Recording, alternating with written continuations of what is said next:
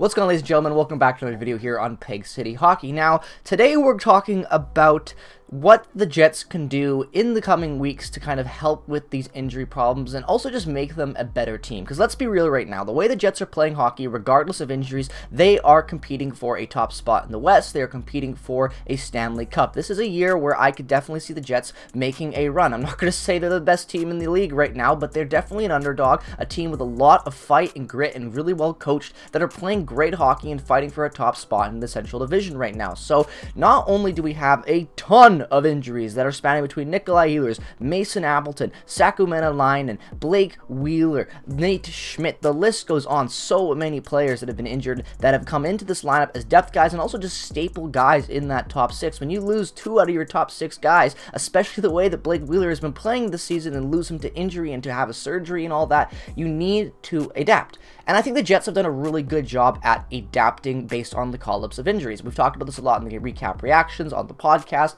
The Jets have done a fantastic job on instilling this next man up mentality, and the credit to that goes to Rick Bowness and the new coaching staff for instilling within the top line of the Jets down to the 4th line of the Moose that any one of these guys can get the call-up to play with the big boys, and it's working. You're seeing it with call-ups like Mikey Eyssimont, even Saku Maenalainen, you waiver claims like Kuhlman, just really, depth guys in the NHL getting opportunities with the Jets right now due to injuries and playing well in that role. But that can only last for so long.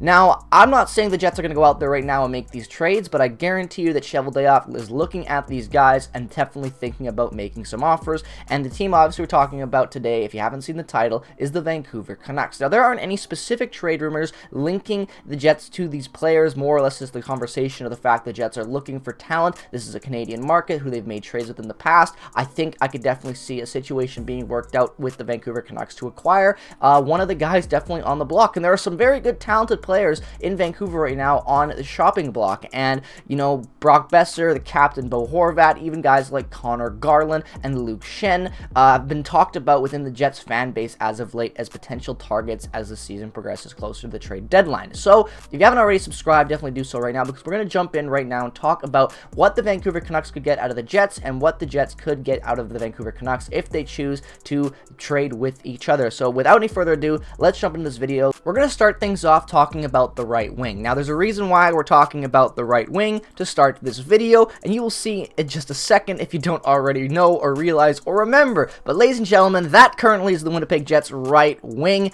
Talk about some depth, right? Yeah, pretty scary. I know this is only temporary, like we said, injuries, but Blake Wheeler ain't coming back anytime soon, ladies and gentlemen, so we need to look at adding to the right wing. I'm sorry, but the left wing is just stacked compared to the right wing right now, and you've got David Gustafsson playing the left wing there, who is currently a center, who fits better there, obviously, but Stenlund's the guy getting the call right now because of injuries right now. But Perfetti, Kyle Connor, Morgan Barron, and David Gustafsson, I would say is very solid. You don't really need to add much more to that, especially when you get to cycle in other depth pieces that are playing up in the lineup right now, but yeah, as of right now, the Jets, the right wing, I think is going to be their focus point if they choose to add any talent, and also probably defense, but we'll talk about that another day in another video. Today is all offense all the time. But yeah, no, the first guy I want to talk about for adding to this right wing is going to be Brock Boeser. Because Brock Boeser has been one of the earliest guys talked about getting out of there in Vancouver this season. His name has been tied to tons of teams, and he's currently under contract still until the end of 2024-2025. So you get $6.5 million invested into Brock Boeser.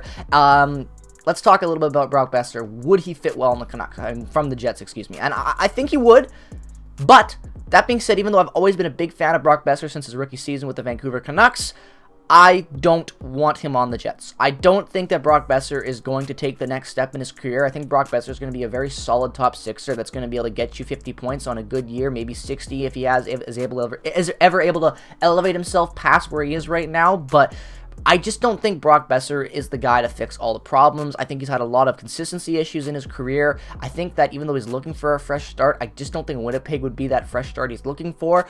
I would love him on the team, but I also think that the price point on Brock Boeser right now, even though he's not playing the best hockey, he's still got 17 points in 24 games, 5 goals, 12 assists. So that's definitely better than some of the other guys we're going to talk about on the down years right now. But I think that Brock Boeser would be a good fit play-wise, I just don't think the price is where the Jets are going to want to go at. The Jets right now are going to want to find a bargain-type player that's going to fit the top 6, that they're not going to have to spend too much money on, and that they hopefully will already have some cap invested into long-term, so that they don't have to really worry about losing him. The Jets are one of these teams that, yeah, they've made additions in the past, but they always try to get something out of it. You know, they look at what they did with Paul Stastny. They acquire him. They love him in that year with when they make the run. They trade off Joel Armia and Mason Appleton, and who... I don't even remember that Steve Mason. That was the goalie's name. That was terrible. Steve Mason. They trade them off in that cap dump to Montreal. Try to bring Stastny back. It doesn't work. But even then, they sold off assets to try to keep a guy they liked long term, and they paid the price for it. You look over when they acquire. I'm forgetting his name again now. Guy in Philadelphia. We acquired him for a little bit. Kevin Hayes, excuse me. Kevin Hayes was acquired from the Rangers in that deal when we got way back when. And what did we do when we couldn't sign him? We traded him for like a 6th-round pick, if I'm not mistaken, his rights to Philly, who ended up signing him. Because the Jets are always trying to get whatever they can out of guys. They don't like to lose them for free. And I don't know if that's, you know, Brock Boeser is going to be the right fit for that, paying high on him. I know he's got contract there, but I just don't think that Brock Boeser would be the right fit. The guy who I think would be the right fit, Connor Garland. I think Connor Garland right now is having a bad year with the Canucks. He's not fitting in well with the system and meshing well with the top 6. Even though, when you look over on the line combinations, Connor Garland is currently their top right winger, just not producing at all. Brock Boeser is definitely having the better year with JT Miller and Dakota Johnson on that second line. But no, like, I really believe that Connor Garland right now is the guy the Jets should be trying to acquire. He makes less than $5 million a year. Last year, he had 19 goals, 33 assists. He's only 26 years old. The contract is a perfect amount of time to experiment with him. The best part about that, too, is that when you go look over there and you see right there on Connor Garland, no terms on his contract. So he doesn't get to dictate where he goes, which is very, very important, and neither does Brock Boeser or Bo Horvat, the other guy we'll be talking about Sarah on, spoiler alert. But Connor Garland, honestly, is having a down year. His play style would fit in perfectly with guys like Dubois and Mark Scheifele. I really think that he would mesh well with our centers. I really, really genuinely believe that. I know that there are other Jets fans that believe that too. Me and Jackson have talked about this on the podcast at times, and he's talked about it on his own channel. But Connor Garland is the guy that I think is a sneaky fit to make the Jets really over the top. I think he would fit in really well when Ehlers gets healthy. I think both of them on the same line with maybe a Mark Scheifele could really balance things out. He's movable. You can play him anywhere in the top 6, anywhere in your lineup. He's kind of like a more versatile, more offensive Matthew Perreault in his prime. Also small too, if I'm not mistaken. 5'10", smaller guy, same height as me. So very fits into that mold of the type of guys Jets have in their top 6. So I think he would fit really well up there. He's on the down right now, so you might be able to get him for a decent return. You know, you could maybe trade him for a 1st-round pick, maybe even, because he's got some term on there. I don't know, but the Canucks maybe eat some cap on there. There's just ways that this makes sense for both teams. The Connor Garland is not going to fit in with the long-term vision of the Vancouver Canucks, especially with the way things are going right now, because they don't have a direction, really. Sorry, Canucks fans, it's true. You guys have good players, but your team's still trying to figure things out with upper management and coaching. Connor Garland right now is just kind of sitting there, floating and just kind of in this, like, idle space, not really doing anything productive right now. 31 games played, 14 points. You look at last year, 52 points in 77 games, a much, much better season from him. I think he would be a great fit in Winnipeg on the down low, and it would make a lot of sense too because you can buy him low. You know, other teams are going to be interested in Connor Garland, but I think because he's making less than $5 million, his play style, I think he would fit in really, really well with the Winnipeg Jets. I've talked with AZ Sports Guy on the podcast well about Connor Garland. I think that he would fit in great. Always have liked Connor Garland's game, even back when he was with the Coyotes, so bringing him to Winnipeg would be a great move by management, and I think it would really put this team over the top when you just look at their offense. You know, you go back over to the lines right now, and you just take a look at it and you see exactly what I'm talking about. You bring him right now. Imagine right there. You throw your top line right wing is Cole Perfetti with Mark Scheifele and Connor Garland. Cole Perfetti is going to provide some elite passing and playmaking with some good shooting in there. Scheifele is a trigger man that can move the puck anywhere, maintain puck possession, set up plays, and more importantly, bury the puck behind the net. And then you're going to have a wild card player up there in Connor Garland, a guy that's very fast, can maintain possession, get in front of the net, do that little nifty thing where he plays like a mini stick. He's very versatile in the offense, and I think he would fit really well with Kyle Connor, Pierre-Luc Dubois, or Perfetti and Mark Scheifele. Either way, you throw him into that lineup with Blake Wheeler, you move things around a little bit more. When you get Ehlers back, that's a very, very good loaded up top 6. I would really like that. I bet you guys would too. I think Connor Garland's game would fit perfectly with the Winnipeg Jets. But now we're going to talk about the big fish out there. The guy that I think will not be coming to Winnipeg, but I still got to talk about him. Bo the Ho Horvat, man, because Bo Horvat's been one of my favorite players since he broke into the league. I've always thought he was extremely underrated. Loved him with Vancouver out here. Such a good leader and captain, well-spoken guy, hard worker, and lately the last couple seasons he has just exploded. You look at last year, 31 goals for him, a guy who I always saw as a, you know, Bergeron 2.0 type guy, very defensive-minded, can play very well, good face-off guy. He's just developed into a really good player at 27 years old, really getting into his prime right now. I definitely could see him being a 60 to 70 point guy on the right team with the right line mates. So yeah, would Bo Horvat come to Vancouver? I don't know. I really don't, especially when you look at the fact that Bo Horvat right now, get out of here with your ad support. Bo Horvat right now is under contract till end of 2024, excuse me there. That'd be great. It'd be great to bring in Bo Horvat. You know, you go over and back and look over the Jets' lines, you know. You put Bo Horvat up there. I don't know exactly what you do with Dubois, but if he wants to stay... I don't want to talk about moving Dubois right now, but again, if you're the upper management and you're Chevy and you know Dubois ain't going to sign no matter even if we win the Stanley Cup, maybe move him out for Bo Horvat. Bo Horvat would fit in great in this market. I think he would be really, really good up there. He's the type of leader that could really shake things up too for this team.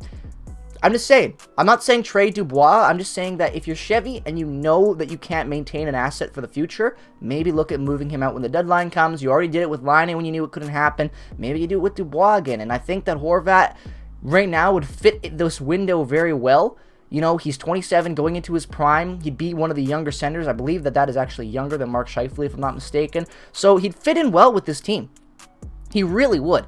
I'm not saying go out there and make that splash right now, but I'm just saying you have the assets to do so if you know Dubois ain't going to sign. I know it's early on right now, but Bo Horvat ain't getting traded to the deadline anyway, so you'll have some time to figure things out. But if you know Dubois is not staying, I say move him out for Bo Horvat. I think you work in a way to move him in. Maybe you bring in Connor Garland too and throw some assets the other way and you make a big, big splash at free agency, a trade deadline, excuse me.